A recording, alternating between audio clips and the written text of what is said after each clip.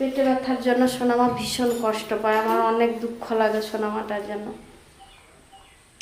এই সোনামার কিন্তু রাত থেকে এখন একটু বেশি পেট ব্যথা করছে, তাই না সোনামা?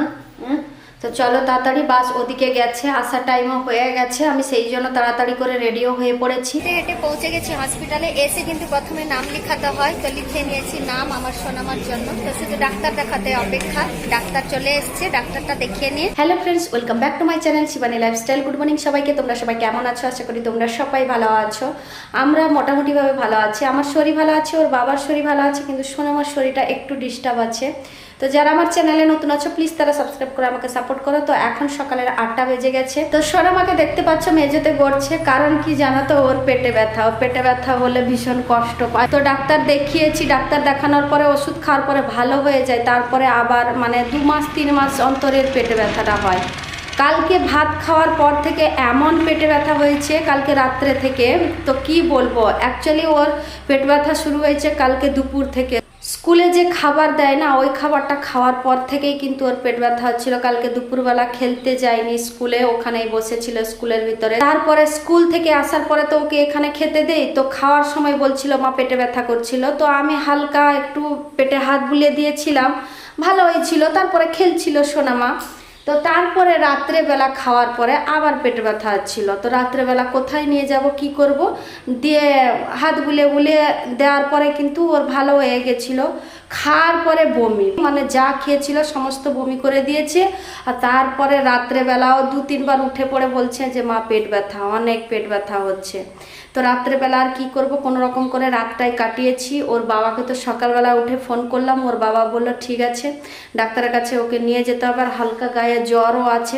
পেটে ব্যথার জন্য বা কি জানি, ডাক্তারের কাছে গেলে বোঝা যাবে। তো সেই জন্যই জিজ্ঞেস করছিলাম ওর বাবাকে কোন ডাক্তারের কাছে নিয়ে গেলে ভালো হবে। তো সোনামাকে ডাক্তারের কাছে নিয়ে যেতে বলেছিল যে ছোট বাচ্চাদেরকে যে ডাক্তার দেখায় ওই ডাক্তারের কাছে নিয়ে যাও, দেখবে ওখানে ভালো হয়ে যাবে, টেনশন করো না তুমি, এরকম করে বলছিল। আমি টেনশন করি, ও জানে ভালোভাবে। তো এরকম করে বলার পরে ডিসাইড করে নিলাম যে এখনই ঝটপট করে দুপুরের জন্য রান্নাটা সেরে নেব, সকালবেলা নাস্তাটাও বানিয়ে নেব, আর তারপরে রেডি হয়ে সোনামা আমি দুজনে যাব। কারণ হসপিটাল থেকে আসার পরে রান্না করতে অসম্ভব, আর এই বিশেষ করে এই গরমে তো কষ্ট তো হবেই হবে। তারপরে হসপিটাল থেকে যে কখন আসবো বাড়িতে তাও ঠিক নেই। সেই জন্য ভাবলাম যে এখন সকালে রান্নাটা সেরে ফেলি। সোনামা এখন শরীরটা কেমন লাগছে? উঠে পড়ো, এবার একটু একটু উঠে আসো। পেটে ব্যথার জন্য সোনামা ভীষণ কষ্ট পায়, আমার অনেক দুঃখ লাগে সোনামাটার জন্য। নিয়ে যাব হসপিটালে, চিন্তা করো না। আর এর দুঃখটা কিসে জানো তো? তোমাদেরকে বলছি, টেনশানে তো আমার তো কি হচ্ছে সে আমি জানি। একে যেই বলেছি সকালবেলা যে স্কুলে যেতে পারবে না সোনামা, কাল থেকে স্কুলে যাবে, ওর সেইটাতেই টেনশন জানো তো। সেই জন্যই মনটা খারাপ করে এদিক ওদিক এদিক ওদিক হচ্ছে, না পড়তে বসছে না আমার কাছে আসছে। মেন প্রবলেম হচ্ছে স্কুলে যেতে কিন্তু ও ভীষণ ভালোবাসে। স্কুলে যাওয়ার কথা না বললে মানেই ওর মনটা আরও বেশি কষ্ট হয়ে যায়। এই রকম করে হচ্ছে আমার সোনামা। কিন্তু শরীর অসুস্থ হলে দেখাতে হবে, আর দেখালে কি করে সোনামাকে স্কুলে পাঠাবো বলো? শাক ভাজবো কালকে, কিন্তু সন্ধ্যেবেলা না বিকেলবেলায় গেছিলাম, ওই বাড়ির পাশে মাঠে গেছিলাম। আমি নিজেই কিন্তু শাক তুলে নিয়ে এসেছি আজকে। কতগুলো শাক দেখেছো, আরো অনেকগুলো হয়েছিল, কিন্তু তুলতে তুলতে সন্ধ্যা হয়ে গেছিল, তবুও কতগুলো তুলেছি দেখো। একটু বা কি বলবো, বালি আছে। আসলে ওই মাঠে কিন্তু আদা চাষ করেছিল, তারপরে এখন কিন্তু কলা গাছ লাগিয়েছে। তো জল যে দেয় না, তো ওইটার জন্য অনেকগুলো শাক হয়েছে। এটাতে কিন্তু এর মধ্যে মিক্স শাক আছে, 2-3 রকমের শাক আছে। তো কর্ণাটকের লোকেরা খায়, কিন্তু এই শাকের নাম আমি জানি না। এই শাকের নামটা কিন্তু জানি। এই শাকটা কিন্তু আমরা ভাজি করি, চচ্চড়ি করি। এর সঙ্গে কিন্তু আরো 2-3 রকমের শাক আছে। আমার সঙ্গে আর একজন দিদি ভাই তুলতে গেছিলেন, ও তুলে কিন্তু আমাকে দিয়েছিল। এই দেখো 2-3 রকমের এই শাকটা আছে। এই শাকের নামও জানি না, ওরা জানে, কিন্তু ওরা খায় আর তুলে আমাকেও দিয়েছে। আর আমিও এর আগে খেয়েছি, কিন্তু ভালো টেস্ট, ভালো, খারাপ না। নয়, শাক জিনিসটা যে এত আমার কাছে প্রিয় হয়ে গেছে। তো সত্যি কথা বলতে কি মানে কর্ণাটকে এসে শাক তো সবসময় পাই না। আগে গ্রামে থাকতাম, ওখানে শুশনি শাক বলো, কলমি শাক বলো, আর গিমা শাক বলো, চিকলি শাক বলো, ওগুলো সব শাক কিন্তু গ্রামে পাওয়া যায়, কিন্তু এখানে ও সমস্ত শাক কিন্তু পাওয়া যায় না। আর আমার কাছে শাক তো সত্যি কথা বলতে কি পুরো স্বপ্নের মতো হয়ে গেছে।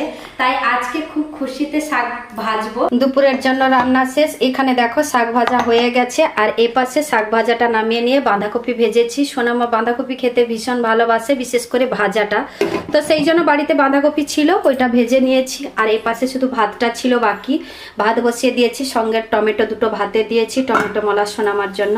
স্নান করে নাস্তা করে রেডি হয়ে পড়েছি মা মেয়ে দুজনেই। সোনামার কিন্তু রাত থেকে এখন একটু বেশি পেট ব্যথা করছে, তাই না সোনামা? তো চলো তাড়াতাড়ি, বাস ওদিকে গেছে, আসার টাইমও হয়ে গেছে, আমি সেই জন্য তাড়াতাড়ি করে রেডিও হয়ে পড়েছি। তো চলো